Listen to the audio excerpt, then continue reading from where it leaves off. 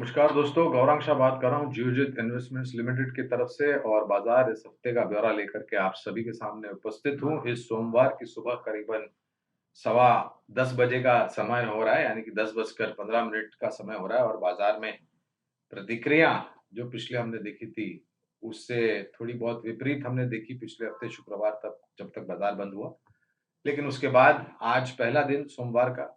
आगे बढ़ने से पहले आपको कुछ दर बता देता हूँ। सेंसेक्स निफ्टी, बैंक निफ्टी, रुपए डॉलर और कच्चे तेल के 30 अंकों की बढ़त। सेंसेक्स में 81,150 का स्तर है। 15 अंकों की बढ़त निफ्टी में 24,730 का स्तर है। 110 अंकों की गिरावट बैंक निफ्टी में 55,240 का स्तर है। रुपए में कमजोरी डॉलर के मुकाबले, जो भी घटनाक्रम खास करके अंतर्राष्ट्रीय स्तर पर हो रहा है, उसको देखते हुए 86.14 रुपया एक डॉलर के मुकाबले 0.06 पैसे की कमजोरी रुपए में। और कच्चे तेल में, जो कि बहुत ही अहम अदाकार है इस कमजोरी के पीछे की वजह, कच्चा तेल और कुदरती गैस है, नेचुरल गैस, जिसके दामों में भयंकर उछाल हमने पिछले हफ्ते देखा है आते हुए, और वो अभी भी बरकरार। 74.83 डॉलर प्रति बैरल ब्रेंट है। 73.70 डॉलर प्रति बैरल नाइमेक्स कामकाज कर रहा है। तो पहले रुपए डॉलर और कच्चे तेल पर राय दे देते हैं। रुपए में शायद थोड़ी बहुत मजबूती 86 की तरफ आती हुई दिख सकती है इस हफ्ते। और अगर कमजोर पड़ना है, अंतर्राष्ट्रीय संकेत जो खबरें आती हैं उसके आधार पर, तो 86.30, 86.50 का स्तर कमजोर रुपए डॉलर के मुकाबले और 86 के आसपास मजबूती रुपए में डॉलर के सामने। कच्चे तेल में और उबाल आने की संभावना, लेकिन सीमित मात्रा में लग रही, क्योंकि ज्यादातर उछाल जिस खबरों को लेकर के आना था वो पिछले हफ्ते आ चुका है। अगर परिस्थितियां और गंभीर होती हैं और अगर और जो सुविधाएं हैं कच्चे तेल के और कुदरती गैस के, वहां पर आक्रमण किया गया किसी भी प्रकार का, और उसके साथ साथ दोस्तों एक जो समुद्री मार्ग है जो ईरान के बहुत ही करीब से गुजरता है, जिसका नाम है स्ट्रेट ऑफ हॉर्मुज। इस समुद्री मार्ग से दोस्तों करीबन 20% कच्चा तेल और कुदरती गैस जो है वो आयात निर्यात होता है पूरे विश्व भर के बाजार में। और पहले भी इतिहास में ईरान से 3 देश इसको इसका इसका नेतृत्व करते हैं, कंट्रोल करते हैं, ईरान उनमें से एक है। तो अगर किसी भी प्रकार की पाबंदी स्ट्रेट ऑफ हॉर्मुज में रखी गई ईरान की तरफ से, तो जो आवागमन आयात निर्यात होता है कुदरती तेल का और कच्चे तेल का और कुदरती गैस का, उसमें बाधाएं पड़ सकती है, जिस परिस्थिति में कच्चे तेल और कुदरती गैस के दाम और भी ऊपर जा सकते हैं। लेकिन परिस्थितियां काफी गंभीर हैं। पहले तो दोस्तों जो सोमवार पिछले हफ्ते जो हमने शुरुआत की, और फिर जो खबरों को लेकर के आक्रामण परिस्थिति इसराइल और ईरान के बीच में, और दूसरी तरफ हमें नहीं भूलना चाहिए एक और जियोपॉलिटिकल टेंशन रशिया और यूक्रेन के रूप में। और दोनों ही जो परिस्थितियां हैं जो पॉलिटिकल, वो सीधा सीधा असर करती है कच्चे तेल और कुदरती गैस को लेकर के, क्योंकि ज्यादातर पैदावार और आवागमन जो होता है अ, ये सब कच्चे तेल का और कुदरती गैस का, वो यहाँ से ही होता है। इन देशों में पैदावार उत्पादन होता है वगैरह वगैरह। तो अनुमान है कि कच्चे तेल के दाम शायद खबरों को लेकर के और उछल सकते हैं, और रुपए में भी आने वाले समय में थोड़ी बहुत मजबूती हम देख सकते हैं, बशर्ते के परिस्थितियों में कुछ सुधार। जियोपोलिटिकल टेंशन इसलिए भी थोड़ा बहुत हावी बाजार पे हो रहा है, क्योंकि जिस प्रकार की बातें इसराइल और ईरान के तरफ से हो रही है और दूसरी तरफ यूक्रेन और रशिया की तरफ से हो रही है। देखिए दोस्तों, हमारे यहाँ पर हमारे देश को लेकर के जो भी संकेत आने थे वो काफी सकारात्मक आए, लेकिन दुर्भाग्यपूर्ण, हम एक उभरते हुए देश अर्थ की अर्थव्यवस्था है, और वहां पर निर्भरता हमारे भारत देश की बहुत ज्यादा है आयात को लेकर के, कच्चे तेल और कुदरती गैस को लेकर। अगर किसी भी प्रकार की बाधाएं या फिर किसी भी प्रकार की जो उत्पादन क्षमताएं हैं किसी भी देश में, खास करके ईरान में, क्योंकि ईरान दूसरा सबसे बड़ा मेरे ख्याल से कच्चा तेल उत्पादन करने वाला देश है और चौथा सबसे बड़ा कुदरती गैस उत्पादन करने वाला देश, और काफी बड़ी मात्रा में जो बड़ी बड़ी फैसिलिटीज हैं ईरान में, वहां पर बहुत ही आक्रामक रूप से वार किया गया इसराइल के तरफ से, और बहुत बड़ा नुकसान इन सब क्षमताओं को हुआ है, उत्पादन क्षमताओं को हुआ है।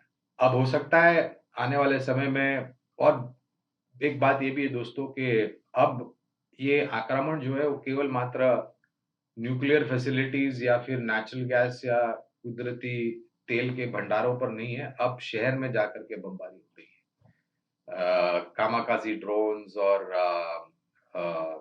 मिसाइल्स, सुपरसोनिक मिसाइल्स वगैरह एक दूसरे पर दाग रहे हैं। ये और जान माल का नुकसान होना शुरू हो गया है। कल से खास करके परसों से जो शुरुआत हुई। ऐसी परिस्थिति में अगर ये संकट और गहरा होता है तो कच्चे तेल के दाम में उबाल आ सकता है, जिसके कारण पूरे विश्व भर के बाजार में थोड़ी बहुत निराशा और बढ़ सकती है। क्या स्तर है? अब ऐसे परिस्थिति में दोस्तों एक अनुमान लगा सकते हैं, निर्णायक तरीके से कुछ नहीं किया जा सकता है। तो अनुमान है कि 24,400 24,500 नीचे की तरफ, 24,800 और 25,000 ऊपर की तरफ। ये एक बड़ा दायरा है, 500 से 600 पॉइंट का निफ्टी में, और उसी प्रकार से 1200-1800 पॉइंट 2000 के आसपास का पॉइंट दायरा सेंसेक्स में दायरेबंद कारोबार। लेकिन दूसरी चीज जो मैंने देखी है आज सुबह, वो है इंडिया विक्स वोलेटिलिटी इंडेक्स। आज सुबह 14.75 पर आकर के इंडिया विक्स खड़ी है और करीबन 2.40% की गिरावट है। अगर इंडिया विक्स में गिरावट आती है तो संभव है कि जो उठापटक वोलेटिलिटी है वो आने वाले समय में थोड़ी बहुत नियंत्रण में आ सकती है। लेकिन एक और चिंता का कारण है, वो है हमारे मित्र विदेशी संस्थागत निवेशक, जिन्होंने निरंतर बिकवाली पिछले हफ्ते की है और नेट सेल साइड का आंकड़ा एफआईज की तरफ से और दूसरी तरफ खरीदारी हमारे स्थानीय संस्थागत निवेशकों ने की है, डीआईज ने, जहां पर नेट खरीदारी का आंकड़ा आया है। लेकिन परिस्थितियां अंतरराष्ट्रीय स्तर पर गंभीर रही तो विदेशी संस्थागत निवेशक यहाँ से और बिकवाली कर सकते हैं, जिससे बाजार पर दबाव और आ सकता है। तो प्रश्न अब ये उठता है दोस्तों कि अब क्या करें? तो बाजार दायरेबंद कारोबार करेगा, लेकिन क्षेत्र के आधार पर, कंपनियों के आधार पर हमारे मानना है हमारा कि हरकत कुछ ज्यादा होती हुई दिखाई दी। उस परिस्थिति में दोस्तों कुछ क्षेत्र ऐसे हैं जहां पर लोगों की नजर रहेगी। उदाहरण के तौर पर रक्षा क्षेत्र, शेयर बाजार से जुड़ी हुई कंपनियां, कैपिटल मार्केट्स की कंपनियां, रियल एस्टेट सेक्टर और हाउसिंग फाइनेंस कंपनीज। ये आखिर के दो, जो रियल एस्टेट और हाउसिंग फाइनेंस, इसलिए क्योंकि आज सुबह कुछ खबर आई है कि स्टेट बैंक ऑफ इंडिया ने आधे प्रतिशत की ब्याज दरों में कटौती की है हाउसिंग फाइनेंस लोन। अब इसका मतलब ये है कि बाकी ने सरकारी बैंक और कुछ निजी क्षेत्र की बैंक्स भी अब पहल कर देंगे हाउसिंग लोन्स के ऊपर ब्याज दरें काटना। एक तो हमने ये भी देखा है कि कुछ मजबूत रियल एस्टेट कंपनियों की तरफ से जो प्रोजेक्ट्स लॉन्च हुए हैं वो केवल मात्र 4 दिन, 5 दिन या हफ्ते भर में पूरी तरीके से सोल्ड आउट, यानी कि बिक गए। दूसरी तरफ रियल एस्टेट सेक्टर का सुधार, उसकी परछाई सकारात्मक हाउसिंग फाइनेंस कंपनीज पर पड़ती है, और इसलिए भी क्योंकि जो ब्याज दर में कटौती हुई है। अनुमान है कि लोन बुक ग्रोथ, यानी कि लोग अब प्रयास करेंगे घर खरीदने का और लोन लेकर के घर खरीदेंगे, तो लोन बुक ग्रोथ होगी, और लोन बुक ग्रोथ होगी तो हाउसिंग फाइनेंस कंपनी का नतीजा अच्छा आने का ये पूरा अनुमान है। तो ये विचारधारा है रियल एस्टेट और हाउसिंग फाइनेंस कंपनीज को लेकर के। बाकी जो सेक्टर है, डिफेंस, कैपिटल मार्केट्स या फिर कैपिटल गुड्स एंड इंजीनियरिंग क्षेत्र, तो डिफेंस क्षेत्र क्योंकि जो परिस्थितियां उसको लेकर के, खास करके ऑपरेशन सिंदूर के पश्चात कैपिटल मार्केट निरंतर बाजार नीचे जा रहा है लेकिन सुधर रहा है। पिछले हफ्ते अनुमान था जब हम 25,000 पर पहुंचे और 25,000 का पार पहुंचे कि अब शायद थोड़ा बहुत आसार, सूर्य की किरणें ज्यादा स्पष्ट नजर आ रही है, लेकिन फिर ये घातक हमला हुआ ईरान के तरफ से इजराइल के तरफ से ईरान के ऊपर, और कच्चा तेल ने पूरा खेल बिगाड़ डाला जिस प्रकार से उबाल आया। लेकिन ऐसा लग रहा है कि रक्षा क्षेत्र और कैपिटल मार्केट क्षेत्र आने वाले समय में, ये हम निवेश लायक रणनीति की बात कर रहे हैं, मेहरबानी करके ये मत समझिए कि हम छोटी मध्यम अवधि के लिए बात कर रहे हैं।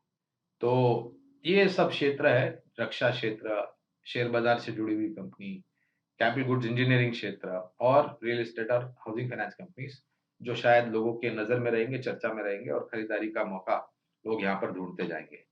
रेट कट्स जो हुए अब धीरे-धीरे करके वो उपभोक्ताओं को दिए जा रहे हैं, तो उसका भी सकारात्मक नज़रिया वित्तीय क्षेत्र पर होने का पूरा-पूरा अनुमान।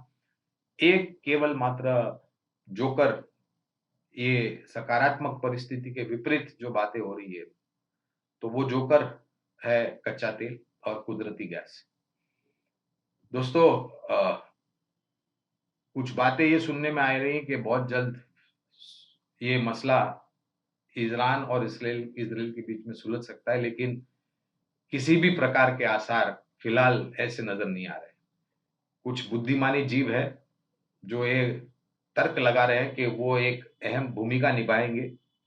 जैसे उन्होंने हम भारत और पाकिस्तान के बीच में एक हवाई भूमिका जो थी वो निभाई थी, वैसे ही भूमिका वो इज़राइल और ईरान के बीच में निभाएँगे मसला सुलझाने के लिए। लेकिन मुझे नहीं लग रहा है दोस्तों कि ये मसला इतना जल्द सुलझने वाला है। जब देखिए पहले अनुमान और आसार थे कि ये सब आक्रमण जो हो रहा है वो परमाणु सुविधाएँ हैं और जो अ, कुदरती भंडार है कच्चे तेल के और कुदरती गैस के वहाँ तक सीमित रहेंगे। लेकिन अब मिसाइल्स और ड्रोन्स शहरों के ऊपर जाकर के गिर रहे हैं और उम, जान का और माल का नुकसान हो रहा है। ऐसी परिस्थिति में दोस्तों किसी भी प्रकार का अगर मसला सुलझना है, तो पहले तो ये विराम लेना चाहिए, मिसाइल एक-दूसरे पर दागना नहीं चाहिए और बातचीत होनी चाहिए, जिसकी संभावना फिलहाल कम लग रही है। हो जाता है तो अच्छी बात है। और दूसरी तरफ और एक जियोपॉलिटिकल सिचुएशन रशिया और यूक्रेन। तो कहने का तात्पर्य है कि बाज़ार दायरेबंद कारोबार करेगा, लेकिन जैसे हमने बताया दोस्तों क्षेत्र के आधार पर और कंपनी के आधार पर ज़्यादा आपको ध्यान लोग देते हुए नज़र आएँगे। विकल्प लायक रणनीति अब क्या होनी चाहिए आपकी दोस्तों, इस सब परिस्थिति में? तो 2 विकल्प हमने ढूँढे हैं, एक है फार्मा और दूसरा है ऑटो। फार्मा में से एक छोटी मझौली कंपनी है। पहले और डिस्क्लोज़र दे देते हैं, ये जो भी राय हम आपके समक्ष रख रहे हैं दोस्तों, इसमें हमारी कंपनी जियोजित का या मेरा ना तो कोई निजी निवेश है, ना ही किसी प्रकार का वित्तीय लाभ है और ना ही किसी प्रकार का कॉन्फ्लिक्ट ऑफ इंटरेस्ट है। ये जो भी राय हम आपके समक्ष रख रहे हैं, ये हमारी रिसर्च टीम की राय है और इसी प्रकार से राय हम हमारे क्लाइंट्स को देते हैं, तो हो सकता है उनका निवेश हो, लेकिन हमारा बिल्कुल निवेश नहीं है, ना ही कोई वित्तीय फ़ायदा है हमारा। तो विकल्प के रूप में mid to small cap pharma क्षेत्र कंपनी मैनकाइंड फार्मा। ये कंपनी के प्रोडक्ट्स बहुत सारे हैं दोस्तों बाज़ार में और उपभोक्ता की जो लॉयल्टी है वो भी सर्वोच्च स्तर पर है। अनुमान है कि आने वाले समय में माँग को लेकर के और परिस्थिति सुधरने को लेकर के मैनकाइंड फार्मा में आप लंबी अवधि के लिए निवेश कर सकते हैं। दूसरी ऑटो क्षेत्र की company Mahindra and Mahindra limited, MLM limited. अब इस कंपनी का चयन हमने इसलिए किया है दोस्तों क्योंकि इनकी भी पास अगर जो प्रोडक्ट ऑफरिंग है, वो बहुत सारे हैं। ईवी से लेकर के एसयूवीज़, खास करके यूवीज़ यानी कि utility vehicles, light commercial vehicle, mid to heavy commercial vehicle, tractors और एग्री इक्विपमेंट्स। तो ये कारण है जिसके लिए हमने एमएनएम को चुना है और एक कारण ये भी है दोस्तों कि जिस प्रकार से मौसम विभाग ने मेघराज का आगमन और अनुमान दिया है इस वर्ष, जिसके कारण कृषि क्षेत्र से माँग ट्रैक्टर और एग्री इक्विपमेंट्स की आएगी, यूटिलिटी व्हीकल्स की भी आएगी, light to medium commercial vehicles की भी आएगी। तो ये सब सोच और विचारधारा सामने रखते हुए हमने ऑटो क्षेत्र में से एमएनएम का चयन किया है। ध्यान रखें दोस्तों ये छोटी मध्यम अवधि के लिए बिल्कुल नहीं है, बीटीएसटी के लिए बिल्कुल नहीं है। ये लंबी अवधि के लिए हमारी रिसर्च टीम जो बुनियादी आधार पर आकलन करती है उनकी तरफ से ये सब राय है दोनों कंपनियों में निवेश करने के लिए। शुरुआत कीजिए, अनुशासन रखिए और धीरे-धीरे करके गिरावट अगर आती है बाज़ार में तो आप और जोड़ सकते हैं। लेकिन स्पष्ट रूप से दोस्तों ये लंबी अवधि के लिए निवेश लायक विचारधारा है। हमारी बात शांतिपूर्वक सुनने के लिए आप सभी का बहुत-बहुत धन्यवाद। अगले सोमवार को फिर से मुलाकात होगी। मेरी वाणी को विराम देता हूँ और आप लोगों से आज्ञा लेता हूँ।